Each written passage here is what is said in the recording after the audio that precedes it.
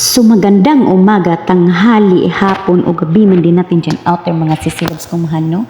Andito na naman po si pobreng Badiday Inday na taga Tabugon City. And for today's video na naman po organap, nandito lang din po kami sa kanilang Tatay Mari at bumili na nga din ng lubi mga lalabs kasama ng aking friend na si Pau Angelina. At ito na nga din mga lalabs, no? Biniyak na nga din ni Tatay Mari isa-isa yung lubi at pagkatapos nilagay yung tubig sa balde mga lalabs.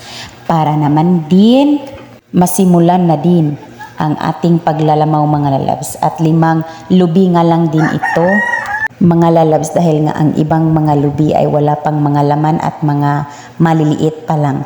At buti na nga lang din at itong mga lubi ay meron pa nga din ng mga konting laman kahit di marami. At yan nga din mga lalabs, no? Umuwi na kami matapos na din kaming nagbalat ng lubi at inilagay ang laman sa baldi. At naglakad na kami ng aking friend patungo sa amin. At yan nga din mga lalabs, bumili din ako ng isang condensed na lata mga lalabs o gatas na hinalo din namin sa aming lubi mga lalabs para naman din mas lalo din ito siyang sumarap.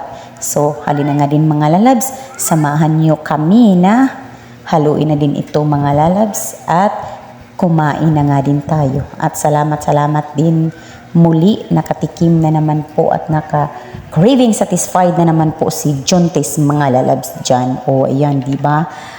I-mix-mix na natin siya mga lalabs para mas lalo na nga din siyang sumarap. So ayun mga lalabs, kain-kain na nga din tayo at nilagyan na nga din natin ng ice para naman din mas lalo pa siyang lumamig at sumarap. At yung condensed mga lalabs din siyang ihalo ng maigi. At yan na nga din mga lalabs, makatikim na nga din si pobreng Badiday yung mga lalabs.